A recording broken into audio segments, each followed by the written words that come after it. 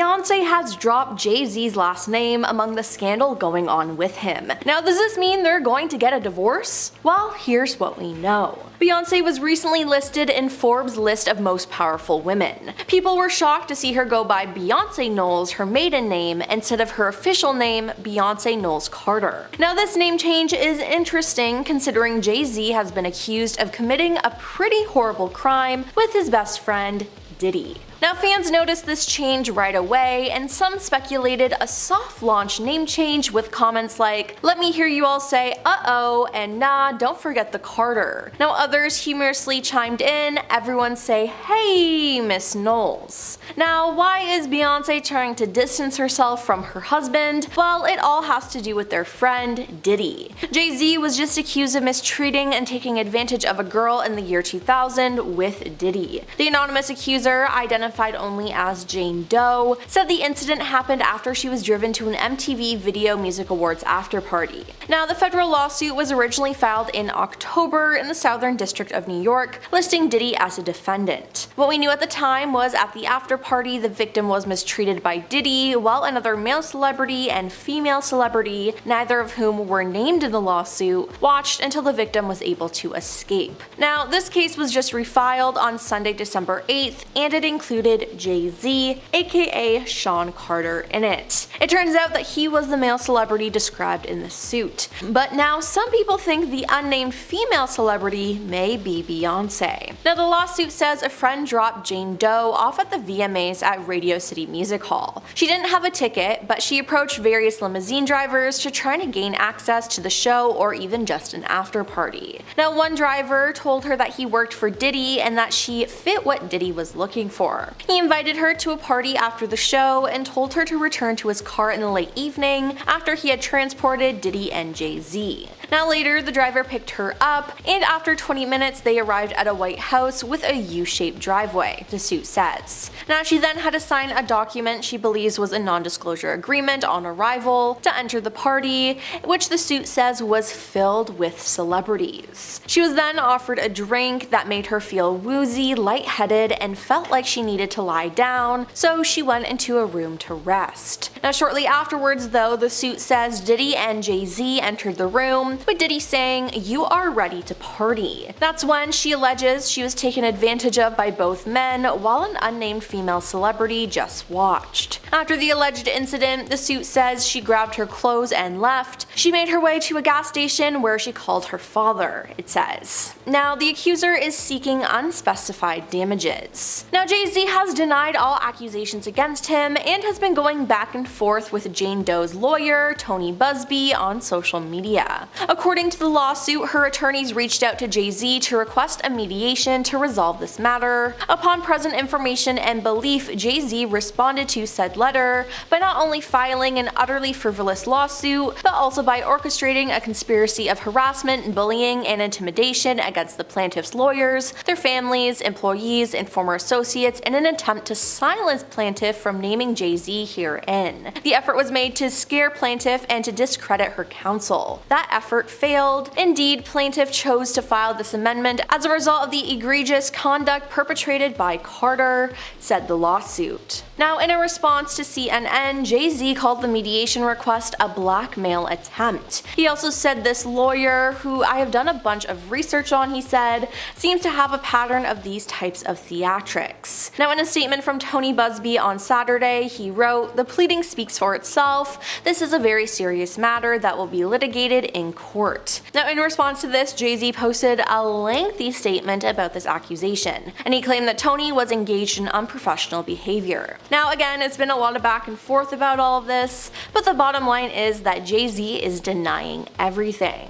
Now, Jay-Z was actually spotted the day after the lawsuit was refiled. Jay attended the premiere of a movie with Beyonce where their daughter, Blue Ivy, voiced one of the characters. It was the first time Jay-Z had been spotted in public since the accusations. But sources with direct knowledge told the Post that before the allegations, it was rumored that Jay-Z and Beyonce were not planning to attend the premiere. However, they appeared to have a change of heart after the lawsuit. So it seems like this was some kind of PR move, which is honestly honestly just so icky to me. Now, this is a horrible look for Beyonce because it seems like she's okay with this behavior and is even trying to protect him. Now, the attorney for Jay-Z, Alex Spiro, has filed a motion requesting that the accuser in a high-profile lawsuit reveal her identity. In documents submitted to a Manhattan federal court, Spiro stated, "Mr. Carter deserves to know the identity of the person who is effectively accusing him of criminal conduct." He further criticized Jane Doe's claims of potential harm from disclosure as insufficient, asserting that her accusations were publicized in a manner aimed at causing maximum reputational damage to Carter. But musical artist Jaguar Wright has also spoken out, calling both Diddy and Jay-Z monsters in the past. Now, she did an interview with Piers Morgan and she made her feelings clear about the two stars. She asked Jay-Z to speak out about the arrests, but she also added that there were thousands of victims in total when Piers asked how many there could be. Wright then mentioned Beyonce, saying she was supposedly involved in the unfair incidents that transpired over time. She went on to say that she has spoken to hundreds of victims whom she continues to assist. She even said that she had 3 victims who were willing to testify about what Jay-Z did to them, as well as what he did to his wife. Well, that's what she said. And now it turns out that she might have been telling the truth. Everyone at the time was calling her crazy, but I'm not too sure now. I mean, it seems like she might have been right about everything. Now, this isn't the first time someone has spoken up about some of Jay-Z's creepy behavior though. Jay-Z's ex, Carmen Bryan, appeared to react to the news, and people are bringing up her weird relationship with him. Now, she just recently posted some shady stuff on her Instagram account, as in one Instagram story she shared the lyrics of a Kanye West song, and these lyrics pretty much describe Jay-Z's situation right now and what he did. She then posted another story saying, "These days people don't defend what is right, they defend who they like, and that's why we call you groupies." Additionally, in recent updates, she also uploaded a screenshot of an article that mentioned how Jay-Z's alleged son is also planning on filing a lawsuit against the musician.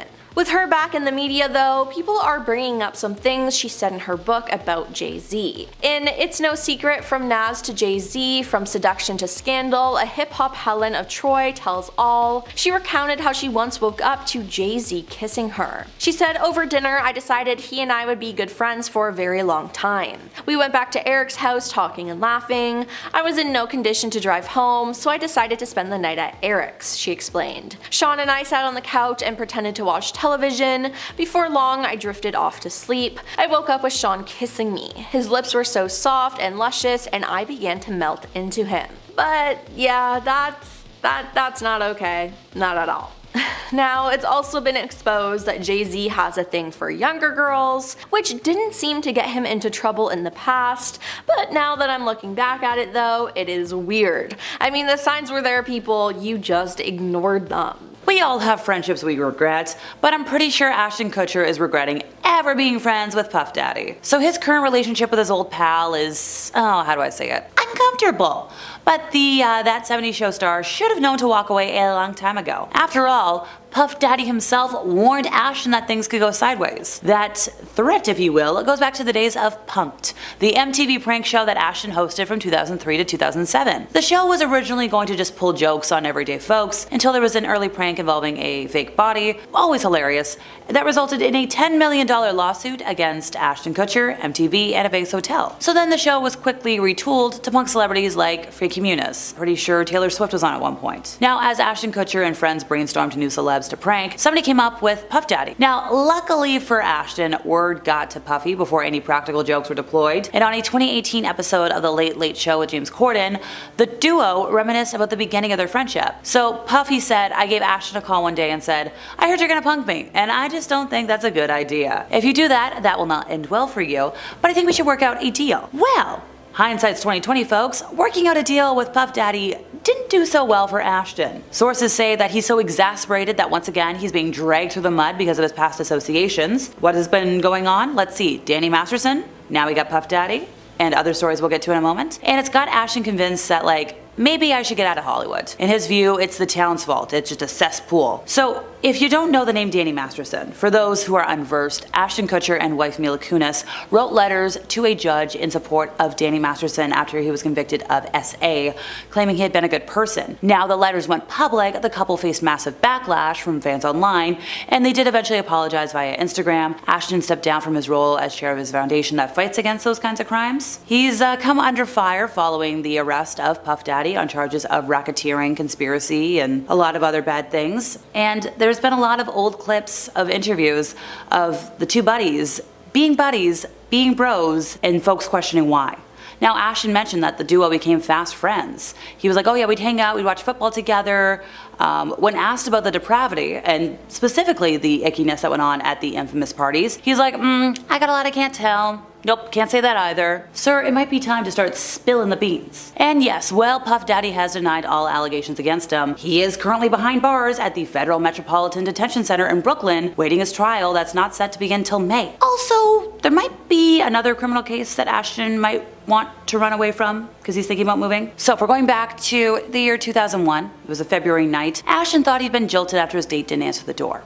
The original plan for the night was for him to pick her up at 8, but he was invited to watch the Grammys at a friend's house. So apparently he, called the girl around 7:30 to be like, hey, I'm gonna be later than 8. Called again to keep her posted on his whereabouts. He left a voicemail. She called back from her roommate's phone saying the house phone wasn't working. I think it was like 8:24 at that point. She's like, yeah, I'm just getting out of the shower. I'm gonna go dry her hair. So Ashton was like, okay, cool. No big deal if I'm late. And also, sidebar, one of the first detectives at the scene later did see a blow dryer on the toilet seat, so could be legit. So according to Ashton, shortly after 10 p.m., he was like, hey, I'm on my way. There was no answer. He decided to not go straight there. He's like, hey, I would like to touch base first. When he got there, her car was in the driveway, but he thought she might be mad at him because he was late and purposely not answering. So he's like, oh no, I just left. Well, there's a reason she wasn't answering. Her body was no longer, conscious. It was found by her roommate with 47 wounds the next day. But Ashton was like, oh no, I just thought I was stood up. And that is a direct quote from the Los Angeles County Deputy District Attorney. He's like, yeah, no, Ashton just showed up. So Ashton also thought he saw red wine on the floor. And turns out, yeah, the evidence showed that was actually Ashley's bodily you-know-whats. She'd already been away at that point. But the LAPD was like, look, Ashton wasn't a big deal at the time. He, was just a mutual friend. They were just casually dating. It was just, a fling, if you will. Wasn't a long-term relationship. He had no ties to her. He had gone, so her name was Ashley. I think I've already mentioned that. They dated for 2 weeks, a couple of little things here and there. They went to a housewarming party. They made plans to get dinner and drinks. So allegedly, Ashley's life was ended by a man named Michael Gargiulio. He was sentenced to end of his life in 2021 for the loss of her life and that of his neighbor, Maria Bruno. Now, sadly, the only reason this case is coming back to life about 20 years later is because of all of the hullabaloo with Ashton and the controversies. Because here's the thing, folks think that Ashton might know more than he did because his fingerprints were everywhere all over the door. And actress Christina Ricci seemingly called him out on Instagram with a warning to awesome guys who have been proven to be awful privately. Comedian Kathy Griffin weighed in, saying, people who needed to stand up for people because they were their bros. And then there was one response that caught me off guard. That of Chrissy Carnell Bixler, former girlfriend of Danny Masterson, one of 3 women who accused him of harm, and she posted a cryptic message to her Instagram story, saying, Dear Ashton, I know the secrets your role model keeps for you, ones that would end you. Did you forget I was there? You were on speakerphone that night you called Danny, February 21st, 2001. I hear everything. I heard the plan. In my opinion, you're just as sick as your mentor. So it's assumed that she was referencing the passing of Ashley Ellerin. Another statement was later clarified in an Instagram comment saying, Ashton was in his car for over an hour outside of Ashley's house, speaking with his manager about what to do to protect his career and reputation. So the internet has hit the ground running with theories that Ashton either lied about the passing of said girlfriend or might have been involved with the crime itself. Now, during the 2019 trial, Ashton did give his testimony to the court, saying, I didn't know she had passed away till the next day. He just called the police before they could figure out his DNA was on the door handle. He was freaking out about that. And because he fully cooperated with the investigation, he was never treated as a suspect. His 40-minute long testimony included mentioning once again that, that stain on the ground. I just peered through the window to see if I could see her. But he's like, oh no, that just wasn't alarming. I went to her house days before. It was a crazy party. It was a rager. He thought it was just a stain left over from that. Now, as for the man who allegedly took the the poor girl's life. He had met her months earlier. He had offered to fix her tire, left a business card promoting his air conditioning repair services. In 2010, the county sheriff's office described him as a bragger, a BS artist. He would meet and befriend and associate with women, form a superficial relationship with them, and ultimately, that would be the end of their life. So he was every woman's nightmare. He told a number of people he was in the movies and was a high-end plumber for celebrities. Now, there was somebody who testified in the trial that said that he was living a block away from the poor girl at the time and would frequently show up at her house unannounced. Apparently, his vehicle had been parked outside at awkward hours of the day, seemingly an attempt to surveil the poor girl. Now, this man was caught in 2008 when his DNA evidence was found following the attempted ending of life of Michelle Murphy, who did testify at the 2019 trial, by the way, saying initially in the days, weeks, and months after it happened, she barely slept. So after all of this, sounds like Ashton and Mila kind of want to flee the country to avoid all of these things following them. And like, hey, if you can get out, get out.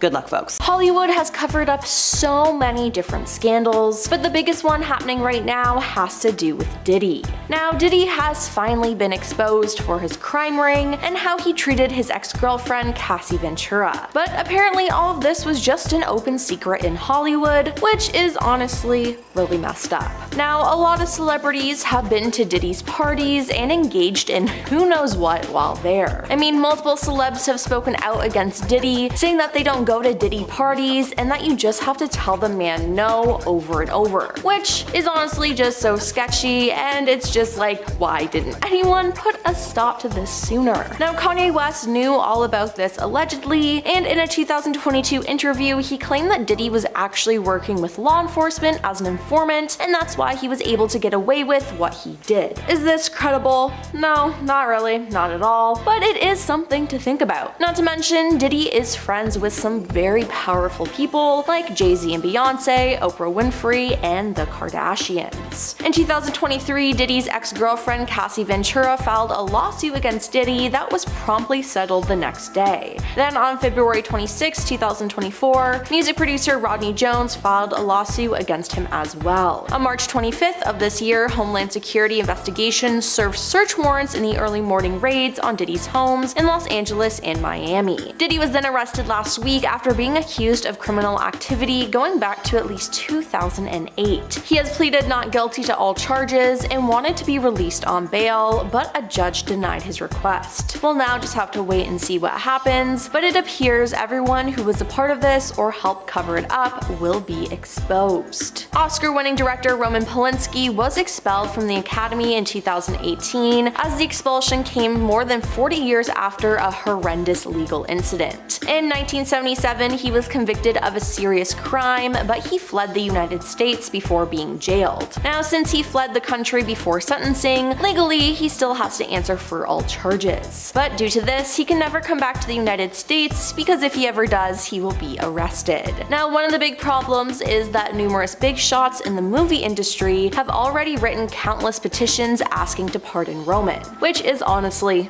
disgusting. Now, more than 100 people in the film industry, including Woody Allen, Martin Scorsese, David Lynch, Wes Anderson, Harrison Ford, among many others, signed a petition in 2009 calling for his release. Now, on October 30th, 2015, a Polish judge denied a request by the United States to extradite Roman, so it appears he'll never face the justice his victims deserve. Now, Woody Allen and Mia Farrow began dating in 1980 and were together for 12 years until their split. Now, during that time, the couple adopted 2 children, Dylan and Moses Farrow, and had 1 biological child, Ronan Farrow. Now, Mia and Woody split in 1992, shortly before Woodley publicly revealed that he was dating Suni Previn, Mia's 21-year-old daughter she had adopted with her ex-husband, Andre Previn. Woody began dating his technical stepdaughter. Now, Mia reportedly learned of this relationship early in 1992 when she discovered some photographs of Suni in Woody's apartment. Now, the two started dating when she was 21 years old, and they married 6 years later when Suni was 27 and Woody was 62. Now, when asked about his affair, Woody responded by saying, "The heart wants what it wants, there's no logic to those things. You meet someone and you fall in love, and that's that." Ronan Farrow said it best when describing his family dynamic: "He's my father father married to my sister. That makes me his son and his brother-in-law. Now, this is all just so crazy because it seems like no one really cares about this, which is just insane. The situation is just so icky, not to mention Woody has been accused of committing some other crimes too, but people still continue to be in his movies and support him. Alfred Hitchcock was an interesting man to say the least, but what people didn't really know was that there was a dark side to him. Now, his first of many recorded instances of actor mistreatment occurred on the set of his film The 39 Steps. He would announce lead actress Madeleine Carroll's presence on set by yelling, "Bring on the Birmingham tart," and would leave her handcuffed to her co-star for hours on end, claiming to have lost the key. Now, he took pleasure in agitating his actresses with crude sexual jokes, and even going as far as making up a story about sleeping with Ingrid Bergman and having actress Janet Leigh filmed in the shower for a 6-day shooting period for Psycho. But by far the worst was his treatment of lead Tippi Hedren while shooting The Birds. Now, Hitchcock became infatuated with her, and after she refused some of his advances, he had live birds attached to her instead of mechanical ones for the shooting of a scene, which ultimately required her to be hospitalized. Later, Hitchcock's demands led to a horrible fight, according to Tippi. She then told him Marnie would be their last film together, and later recalled how Hitchcock told her he would destroy her career. He said, "I'll ruin your career," and he did ruin my career. He kept me under contract and paid me to do nothing for close to 2 years. Now, Tippi said this essentially ruined her career as a leading lady, and it's such a shame. Now, everyone knows about Britney Spears' meltdowns in 2006 and 2007. Now, amidst her split from Kevin Federline, she shaved her head and was sworn by paparazzi at a gas station, and in retaliation, she smashed a photographer's car with an infamous green umbrella. Now, later, at the beginning of 2008, she was put on a 5150 hold in the hospital. A week after this, she was sent back to the hospital on a 5150 hold, and her father Jamie was granted temporary conservatorship over the star. Now, in July that year, he requested for it to be extended, which it was. 2 years before the temporary court-ordered conservatorship was supposed to see its end, a judge then ruled that Jamie would retain control over his daughter for an indefinite period. Speaking of this period of time in her memoir, Britney said, "Even though I begged the court to appoint literally anyone else, and I mean anyone off the street would have been better, my father was given the job. And the court told me I was demented, and I wasn't even allowed to pick my own lawyer." Soon after the conservatorship was in place, she said her father said, "I just want to let you know, I call the shots, you sit right there in the chair and I'll tell you what goes on," she recalled. "I looked at him with a growing sense of horror. I'm Britney Spears now," he said. Britney also spoke out about that 13-year conservatorship as she hit out on her dad Jamie in the explosive memoir, as she opened up about the unrelenting control her family had over her, which, looking back, makes her feel sick. Now, people in Hollywood knew about this but didn't do anything. Finally, in 2019, fans started to realize that something was wrong, and they created the Free Britney movement. With fans backing Britney up, she felt like she finally had a voice and requested the conservatorship to end. Now, she and her father appeared in court multiple times over the year, and on November 12, 2021, the conservatorship was officially over. Now, so many people knew what was going on and directly profited off the whole situation though, which is just gross. And finally, a lot of people know that Judy Garland was treated poorly in the industry, but not that many people know the extent of it. She signed with MGM when she was just a teen, and she appeared on screen in the 1936's Pigskin Parade, a musical comedy about college football coaches. At that point, MGM execs were already bugging her about her weight. They told her she looked like a fat little pig with pigtails and placed her on a forced diet, something that would continue on in her career. The studio restricted her calories so heavily that she unfortunately fell into cycles of starving and binging. In 1938, an MGM exec told her that she was so fat she looked like a monster, and when she was 18, Louis Mayer himself allowed her to consume only black coffee and chicken soup, along with 80 cigarettes and diet pills every 4 hours to reduce her appetite. Now, this kept the weight off, but anytime she stopped dieting, her weight would skyrocket. Studio managers would send memos on her daily eating, including notes like "Garland gained 10 pounds, costumes refitted," and "Judy sneaked out between takes 7 and 8 this afternoon and had a malted milk." Now, poor girl, as she was treated absolutely absolutely horrible by MGM. Britney Spears has moved to Mexico and escaped Hollywood. This is an ongoing story, but here's everything we know so far. Stick around for the details. In today's video, Britney Spears finally escaped Hollywood after this got leaked. So yeah, pretty much exactly what the intro said. Britney Spears has revealed that she has left the US and by extension Hollywood behind. She shared this shocking confession on her Instagram, posting a series of videos to her main feed. The first was her sharing her thoughts on the paparazzi, the second of her birthday cake, and in the third she confirmed she did in fact cross that border. Let's break down all three of these clips together. Video number 1, which was posted Tuesday, features the star expressing her dislike for the photos recently taken of her boarding, presumably, knowing what we know now, the plane she took to Mexico. In the video, Spears says, "I'm not really sure why the paparazzi have me going on a plane looking like I'm wearing a Jason mask. It doesn't even look like me." Personally, I think she looks fine in the pictures. I don't fully understand the Jason mask comment. I guess it might be the sunglasses combined with some shadows on her face that give that illusion to her. Either way, she isn't happy about the way the pictures made her look. The pop pics went viral just a few days ago, along with an exclusive video obtained by the Daily Mail. Both forms of media show Britney in a long white coat with a black wide-brimmed hat and sunglasses boarding a black plane.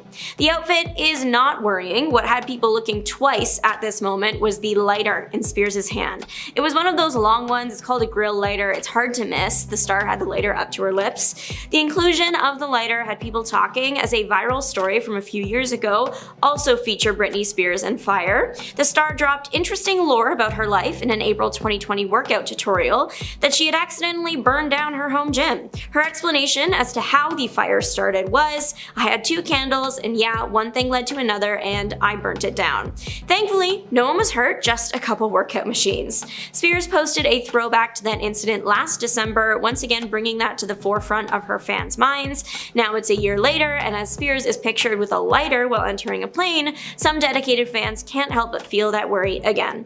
But Spears herself has encouraged people not to worry in the first of the 3 videos. She speaks about the lighter as if it were unimportant, saying, "I don't know why I have a torch in my hand. Honestly, I think my friend accidentally gave that to me." Torch being the lighter. She made it clear that she wasn't holding the lighter with evil intent or anything like that, so everyone can relax about it. Right at the end of the video, Spears makes the claim that she is not turning 42, she is turning 5, and she has to go to kindergarten tomorrow. This has got the gossip sites talking. Clearly, people are saying that Spears has lost it, that this is really concerning or disturbing, and everyone is entitled to their own outlook on the situation, which means I am too. I think she's joking and just got her age mixed up. I personally have forgotten my own age before. I know my friends and family have too. It's a completely normal human thing to do. Sure, Spears is known to be experiencing some mental health struggles, but that doesn't mean she's completely lost her head. People have been making fun of this poor girl for years. She makes one small mistake, says she's turning 42 instead of 43, and all the headlines are talking about her mental decline. The comment about turning 5 and the kindergarten stuff, I will admit, is not exactly a normal thing to say, but it's pretty clear in this video and many other things that the star has posted and said that she doesn't appreciate how the media treats her or depicts her. She's constantly being torn apart, and her mental health state is always up for discussion, and her intelligence is often reduced whenever people talk about her latest social media uploads and other activities. I wouldn't be surprised if this comment about how she is mentally 5 years old and starting school tomorrow is her way of responding to all that. There is also the manner of the lighter that could have factored into this. I'm bringing this up because it was mentioned in the same video. Commonly, people believe that you shouldn't give really young humans access to fire, right? They don't know that what they have is dangerous, they might hurt themselves or others without knowing, etc. Maybe having everyone so concerned about her, an adult, holding a lighter struck a nerve, resulting in the joke about being 5. But moving on to the next video, this one was shared in the same post as the first. Of the trio, it's probably the most tame, I guess. It literally is just Spears showing off her birthday cake, and it looks good too. She describes it as a very, very cute baby cake, and she's not wrong. She goes on to say that her friend got it for her, I'm guessing because that would be wild if they got a cake for themselves on her birthday. Anyways, the third video posted separately of the other two is where Britney drops the news that she moved to Mexico. Mexico. Honestly, good for her. That was at the end of the video though, so let's unpack everything that came before it. The video kicks off with Britney reiterating her disdain for the photos taken of her boarding the plane and just for the paparazzi in general. Again, making a comment about how she feels like the photos taken look nothing like her and make her look like she's wearing a white Jason mask. She goes on to call out the paparazzi for being cruel towards her over the years, especially in the way they take pictures of her. Paparazzi are still incredibly invasive today, but in the early 2000s when print magazines had million-dollar budgets for photos, it was definitely tougher and encouraged the behavior to continue and get worse as people looked for money shots.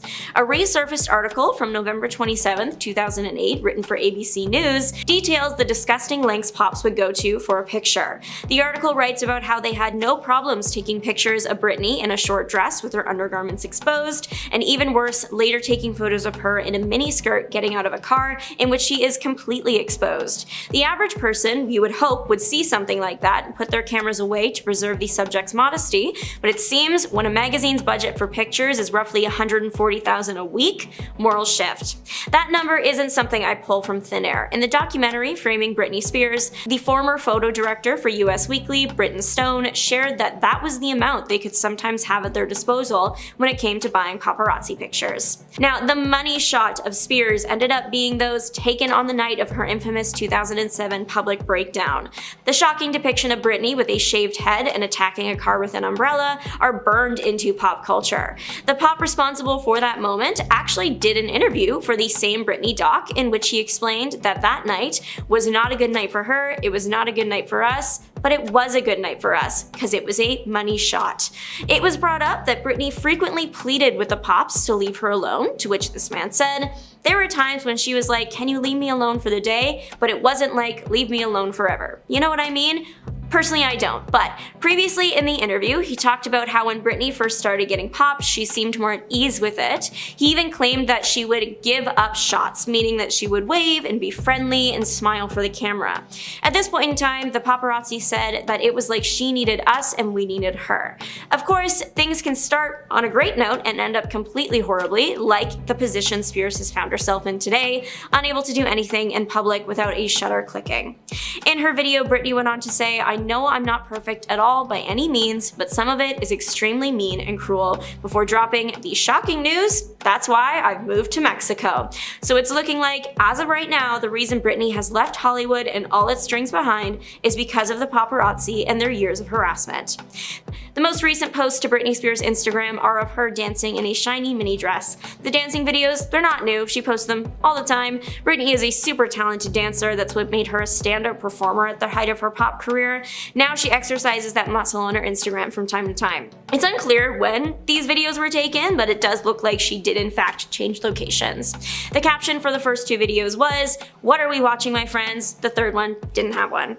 From what she's posting on social media, it looks like she is having a great time in Mexico. Truly, I hope she is, and is able to start a fantastic new life there. Kim Kardashian is feuding with one of her sisters again. She's been called out by Khloe with her shady Instagram posts as the pair have been fighting on the new episode of The Kardashians.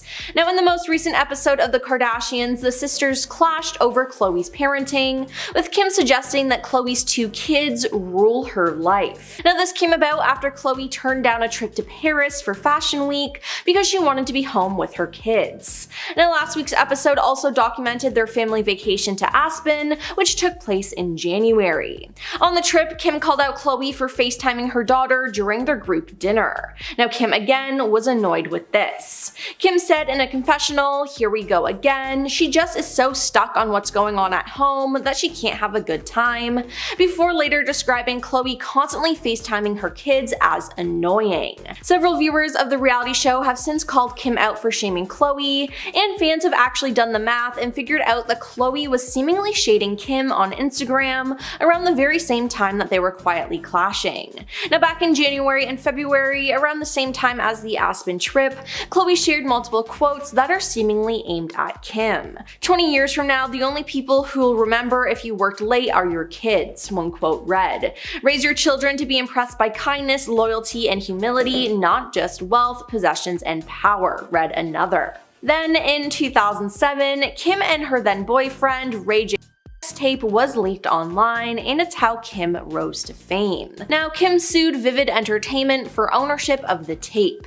In late April 2007, Kim dropped the suit and settled for $5 million. Now, the blame was put on Ray J for releasing the video, but after all these years, Ray J maintains his innocence.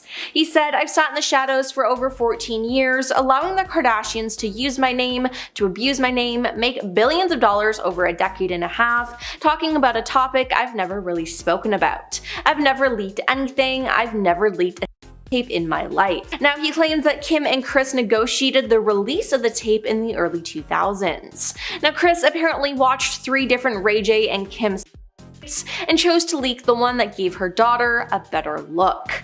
Now, if that's true, that is just gross. Now, Kris Jenner has denied playing a role in getting her daughter tape released and even took a lie detector test on the James Corden show, but Ray J is still adamant that they did help. Now, looking back, Ray J said he is embarrassed of the tape. Now, Kim's whole relationship with Kris Humphries was something else. They dated for 6 months before they got married. Now, Kris wasn't really into all the fame, but Kim wanted it all. Now, their relationship made them a lot of money. The reality star was paid $1.5 million by people for their wedding photos alone. They also got $30,000 for their engagement announcement and another massive chunk of cash from both her bridal shower and her honeymoon pictures. Not to mention the bonus check they got from airing their wedding on Keeping Up. Now, afterwards though, after 72 days, Kim filed for divorce. Now, Kris felt bamboozled and cited fraud as the reason for wanting an annulment. Kim's paperwork stated irreconcilable differences, and she later discussed the marriage on her show and revealed her mother encouraged her to run on her wedding day if she needed to. Now, following their split, Kris's lawyer told the Los Angeles Fraud Court that Kim had no intention of proceeding with this marriage. It was basically a tactic for the benefit of her show and to make money. But Jonathan Jackson, who worked with the reality star between 2007 and 2009, said that the pair's union was a publicity stunt. Speaking on Good Day LA back in 2011, Jackson said, "2 weeks prior to her wedding, she knew it was not something she wanted to do. Unfortunately, they were obligated to honor contracts with the E! Network, which had TV rights. Otherwise, they would have owed a lot of people a lot of money." Now, after their divorce and sketchy relationship, Kris exposed some of Kim's secrets. Back in 2013, Kris revealed that the proposal for the show was not a surprise and that Kim was aware of it, so the scene where she seemed moved and surprised in is super fake. In fact, Kris went further to say that they had to reshoot the proposal because Kim didn't like her reaction. Kim told Kris how, where, and when to propose. It was absolutely no surprise to her whatsoever, a source told Radar Online. First of all, Kris proposed in the middle of the day, and he had to do that because it would create better lighting to capture the moment. Now, Kim looked surprised but knew it was happening. She was in full hair and makeup, and she's always in on the show. But all of his ideas were shot down by production officials and Kim. Now, another person she got married to was Kanye West. They got married and had 4 children together, and they were happy until things started to go south in 2020. In July 2020, Kanye acknowledged the possibility of Kim ending their marriage, and later that month, he wrote on Twitter that he had been attempting to divorce Kim. Now, he also wrote that the Kardashian family was attempting to lock him up. In January 2021, CNN reported that the couple were discussing divorce, and a month later, Kim filed for divorce, agreeing to joint custody of their children and declining spousal support from each other. The divorce settlement was finalized in November 2022, and after they divorced, Kim dated Pete Davidson, which Kanye did not like, and he took a lot of digs at Pete and Kim. He posted online about it saying, "You are lying and are liars. Y'all basically kidnapped Chicago on her birthday so she couldn't remember her father not being there, so there. Also, I should see my children 100% of the time, but since there's a separation, it should have been 50% of the time. Y'all wouldn't have played with Donda like that in Jesus' name." Now, the Kardashians, for their part, have repeatedly denied Kanye's claims about Chicago's birthday, and after this rant, Khloe commented on Kanye's posts, begging him to please stop tearing Kimberly down, adding that she and her family have had enough of the false birthday narrative. Now, at the 2022 Met Gala, Kim arrived in the iconic Happy Birthday Mr. President Marilyn Monroe dress. Now, Kim said the idea of wearing the late actress's dress felt like the perfect representation of America. She was granted special access to wear it as it is kept in a museum, and people did not like this. They thought it was unfair and in poor taste to take the dress of an icon and have Kim wear it. Now, besides that, Kim revealed that she had to lose 16 pounds in 3 weeks in order to fit into the gown. She said, "It was such a challenge, it was like a role, I was determined to fit in it. I'd wear a sauna suit twice a day, run on the treadmill, completely cut out all sugar and all carbs, and just eat the cleanest veggies and protein. I didn't starve myself, but I was so strict." Following this, many slammed Kim for appearing to promote a toxic and dangerous mindset about body image and weight loss.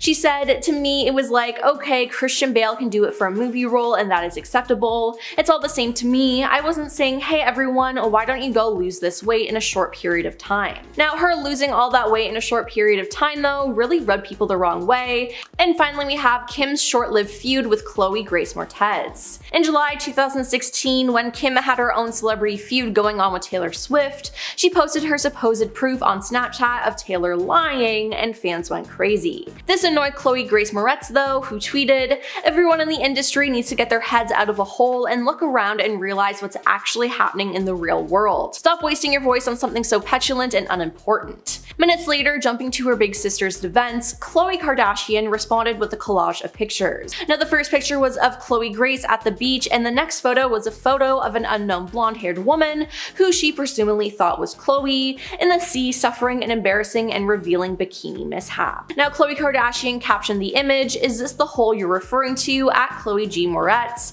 and Chloe straight away tweeted back, "Fact check, first photo is me filming my movie Neighbors 2, the second photo is some girl who was wrongly photographed."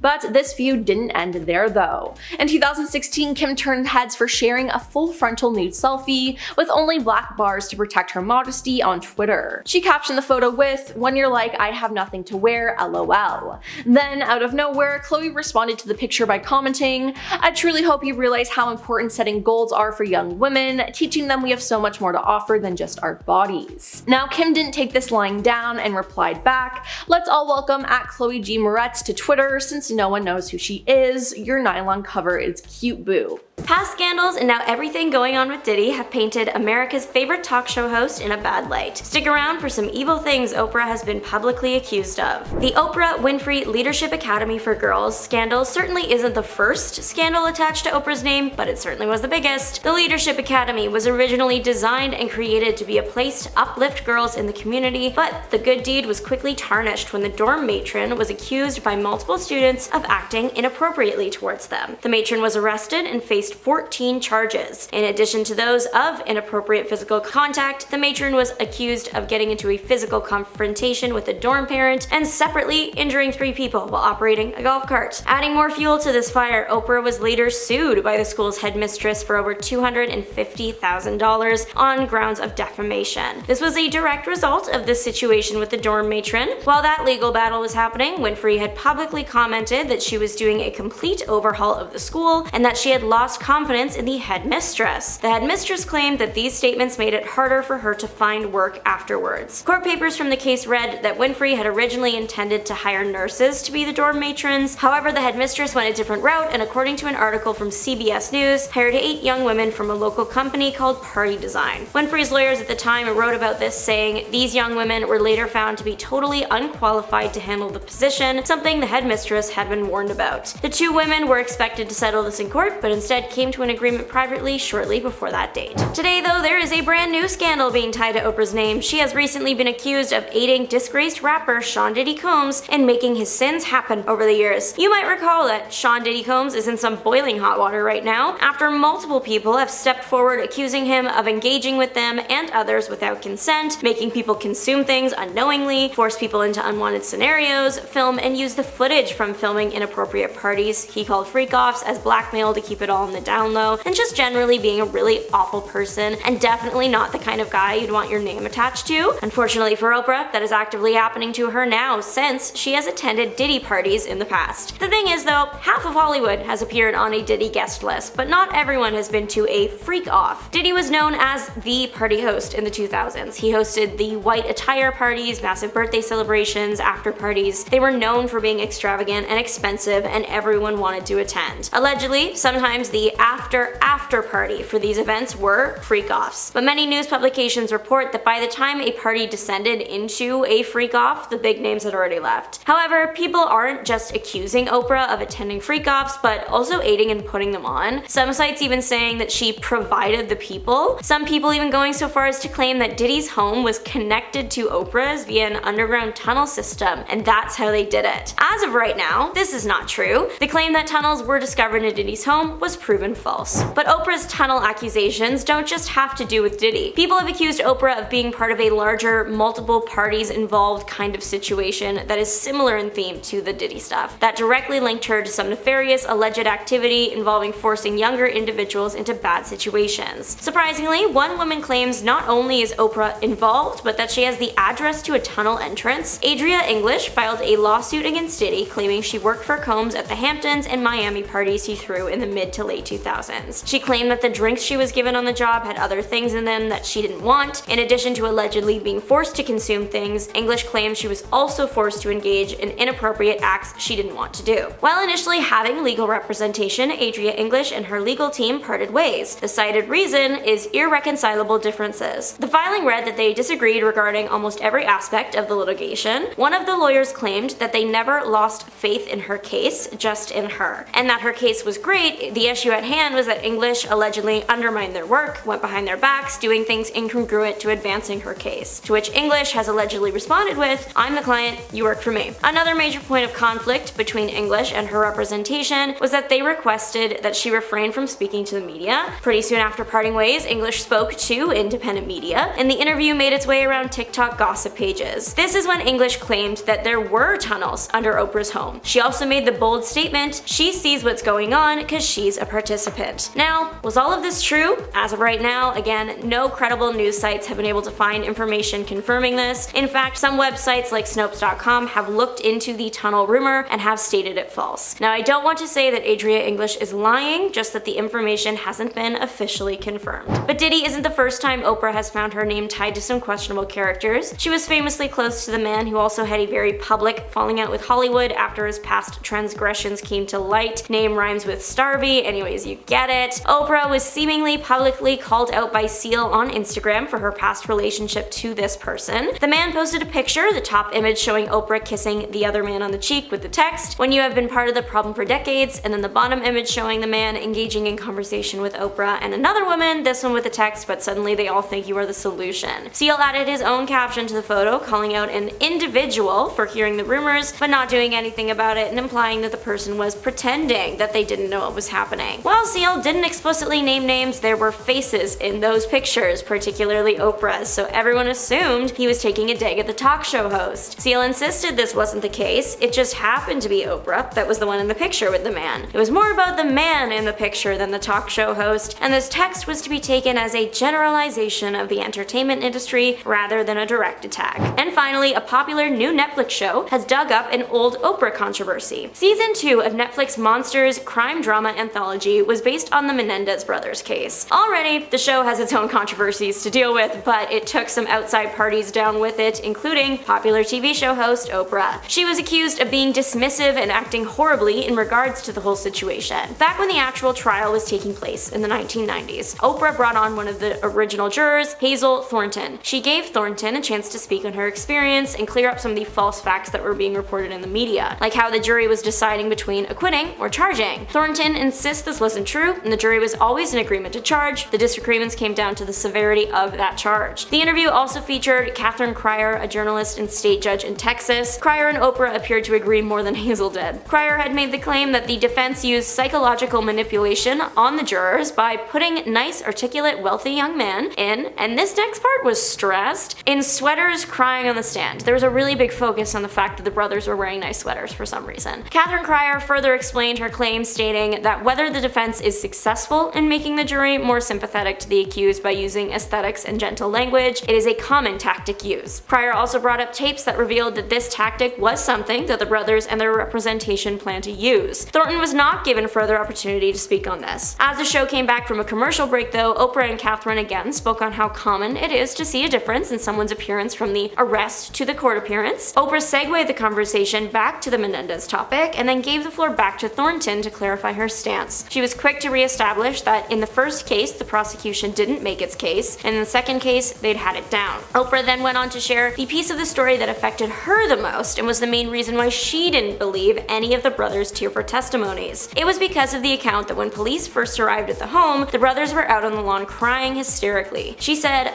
they were crying hysterically when the police came. Whatever that means. Hazel Thornton did gently come back at Oprah with, don't you think that you'd be kind of freaked out if you just ended somebody? And the 5-second long silence that came after that said it all. Now that this clip is viral again, people are calling her insensitive and uninformed, that she shouldn't have even covered the case on the show in the first place. And then Catherine Pryor said that the boys should have just left if they were experiencing extreme levels of harm at home, which prompted Thornton to shut down that argument by citing the months and months of psychological explanations from professionals that herself and the jury received, and just stating that the defense provided enough to give the jurors reasonable doubt. Due to the nature of the content with this particular case, people called out Oprah for championing herself as a person that supports victims, but then was acting this way when it came to the brothers. Starting off, we have Ariana Grande. Singer, songwriter, and actress Ariana Grande married Dalton Gomez in May 2021, but just after 2 years of marriage, Ariana and Dalton called it quits. In July 2023, a source told People that the pair separated earlier in the year and have been quietly and lovingly working on their friendship since. Now, just days before their split was announced, Ariana was seen without her engagement ring and her wedding band. Ariana officially filed for divorce from Dalton in September 2023, with him filing a response immediately following. But it has been revealed that the reason for the divorce was that Ariana cheated on Dalton with her Wicked co-star, Ethan Slater. But here's the thing, Ethan was also married and had a child. His now ex-wife Lily, who's since been openly critical of Ari, apparently visited Ethan on the Wicked set in April with their infant son. The following month, Ethan gushed about her in a Mother's Day Instagram post, but by July 26, he had officially filed for divorce. Now, their timeline is a little more messy, but there was definitely some infidelity involved here. Now, this has had the internet up in arms about Ariana now dating SpongeBob, as Ethan played him in the live-action musical. Up next is Tristan Thompson. Tristan Thompson has cheated on Khloe Kardashian many times, so here's a brief synopsis of their relationship. In 2016, Khloe and Tristan started dating, and in spring of 2018, Khloe and Tristan were getting ready to welcome their first child together when photos and videos were released of him kissing other women. A couple days after the reports came out, Khloe welcomed their daughter True, but then TMZ then posted a video from earlier in October 2017 that appeared to show Tristan kissing 2 other women at a hookah lounge. More cheating allegations surfaced from there, including in January 2019 when it was revealed that Tristan had kissed Kylie Jenner's close friend, Jordan Woods. It was then confirmed that Tristan and Khloe were dating again in August 2020, and they called it quits again in June 2021. Now, in December 2021, news broke that Tristan was involved in a paternity suit with personal trainer Mara Lee Nichols, and in January 2022, he revealed he was the father. Now, in July that year, multiple sources confirmed that Khloe and Tristan were expecting another child with the help of a surrogate. Now, the surrogate was already pregnant with the child when the news broke of Tristan's paternity scandal. Now, they kept the pregnancy a secret as long as they could to protect Khloe, and after the child was born, it seems like they are co-parenting but not together. Khloe gave him so many chances and he took advantage of that, and I truly hope that she doesn't give him another one, because at this point, it's just sad. On to Adam Levine. In 2012, Adam Levine began dating Behati Prinsloo, and they married in 2014, and in September 2022, it was reported that they were expecting their 3rd child together. But shortly after, Instagram model Sumner Stroh posted a TikTok video claiming that she had an affair with Adam that lasted for about a year. Screenshots and video recordings were used as proof,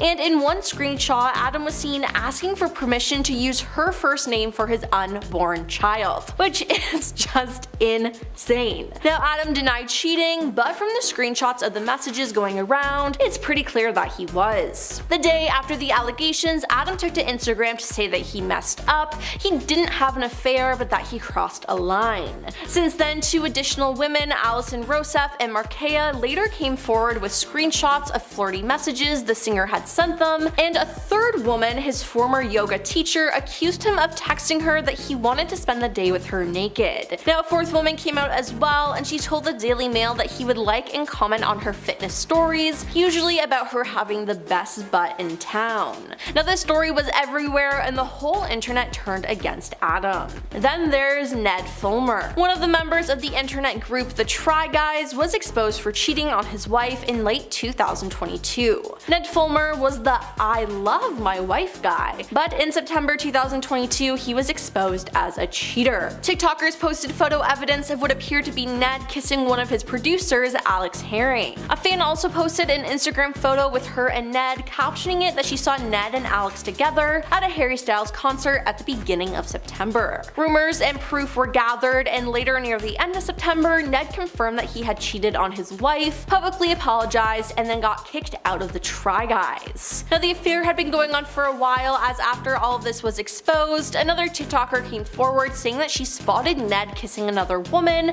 and that she had some videos and photos of them. She said she messaged Ned's wife Ariel to make her aware, but Ariel never saw the messages. Let's talk about Gerard Piqué. In June 2022, it was reported that Shakira had recently dumped her partner of more than a decade, Gerard Piqué, after she caught him with another woman. The singer and the soccer star, who share 2 sons, soon confirmed their split, though they kept mum on the infidelity allegations. Now, that changed in January 2023 though, when Shakira released a diss track that included lyrics taking shot at Gerard and his new girlfriend, who's 12 years younger than him. "You're acting so weird, I don't even recognize you. I'm worth 2 22-year-olds, Shakira sings. Now, she then went on to insult his intelligence, but there is more. Reports also surfaced claiming Shakira was clued into the cheating because she returned home after a trip to discover that someone had eaten some of the jam she kept in the fridge in the home she shared with Gerard. He and their sons all hated jam, so it had to be someone else who ate it, and that was the girl he cheated on her with. Now, that's a pretty good way to find out that someone is cheating on you. All I gotta say is iconic. Moving on to Amy Robach and TJ Holmes. Amy Robach and TJ Holmes were co-hosts of Good Morning America 3, What You Need to Know, and they had worked together since TJ joined the show in the year 2020. Now, at the end of 2022, the Daily Mail published photos of the co-workers taken across several outings, from getting drinks at a New York City bar to loading up a car at a cottage upstate. It was confirmed that they were cheating on their significant others. Now, neither of the broadcasters immediately addressed the photos or revealed whether they had split from their respective spouses. Now, TJ had been married to his wife for 12 years, and Amy was married to her husband for 12 years as well. Now, in January 2023, the couple decided to walk away from their positions as co-anchors after being caught in their affair scandal. Interestingly enough though, in December 2023, it was reported that their former spouses were dating each other. Now, that is just a strange twist to this story. Now we have Tom Sandoval. Us confirmed in March 2023 that Tom and Ariana Madix split after nearly 10 years together after he cheated with their Vanderpump Rules co-star Raquel Leviss. Apparently, Ariana learned about the affair when Tom and his band performed one of his new music singles live. Tom and Raquel visited his hometown of St. Louis in December 2022, but not to the knowledge of Ariana. Tom reportedly wanted to bring Raquel around his friends and family, though some declined to spend time with them and thought that the situation was inappropriate. He then posted an apology to his Instagram page saying, "I want to first and foremost apologize to everyone I've hurt through this process. Most of all, I want to apologize to Ariana. I made mistakes, I was selfish, and made reckless decisions that hurt somebody I love. No one deserves to feel that pain so traumatically and publicly. I can only imagine how devastating this has been for Ariana and everyone around us. I feel really horrible about that. My biggest regret is I dishonored Ariana. I never meant to disappoint so many people, including our loving families and friends." Afterwards, there was the explosive Vanderpump Rules reunion, and it was just a big, huge yelling match. Now we have David Letterman. Late night show host David Letterman admitted to having an affair during a taping of Late Night. David had only been married to his wife for 6 months and together for over 20 years when he admitted to being intimate with women who worked with him on air, specifically his longtime assistant Stephanie Burkett. The affair came to light when Stephanie's boyfriend Joe Halderman, a producer at CBS, allegedly tried to extort David for $2 million in exchange for his silence. David got ahead of him though, setting up a sting with the Manhattan District Attorney's Office, which resulted in Joe's arrest. CBS issued a statement regarding the investigation and David's decision to speak out on the show, saying Mr. Letterman addressed the issue during the show's broadcast last night, and we believe his comments speak for themselves. Now to this day, David is still married to his wife. Next up is Ben Affleck. Ben Affleck and Jennifer Garner first met on the set of the 2000 movie Pearl Harbor, but were in separate relationships at the time. Ben was engaged to Jennifer Lopez, and they were supposed to be married in 2003, but in 2004 they called off their engagement. Now Jennifer Garner was married to Scott Foley for 4 years, who she divorced in 2003. The pair then started a relationship and got married in 2005. They had 3 children and a perfect family until their nanny, Christine Azoyan, claimed that she and Ben had an affair. In 2015, sources told Page 6, amid reports of Ben's gambling and alleged cheating with other women, that the pair had drifted apart and had been in professional therapy for years. Now their split was announced a day after their 10th wedding anniversary, and they finalized their divorce in 2018, but remain on good terms. Now in a conversation with Vanity Fair, Jennifer had confirmed Ben's affair with the nanny. And lastly we have Kristen Stewart. In 2012, photos of Kristen Stewart kissing Rupert Sanders, the director of her movie Snow White and the Huntsman, were released and caused a frenzy. Now at the time, she was famously in a relationship with her Twilight co-star Robert Pattinson, while Rupert was married to his wife since 2002, model Liberty Ross. After the photos were released, both Kristen and Rupert released their own statements. Kristen said, "I'm deeply sorry for the hurt and embarrassment I've caused to those close to me and everyone this has affected. This momentary indiscretion has jeopardized the most important thing in my life, the person I love and respect the most, Rob. I love him, I'm so sorry." Now they broke up and got back together multiple times, but they broke up for good in May 2013. This broke the hearts of Twilight fans everywhere, and I can't imagine how Rob felt having to work with her still after all of this happened.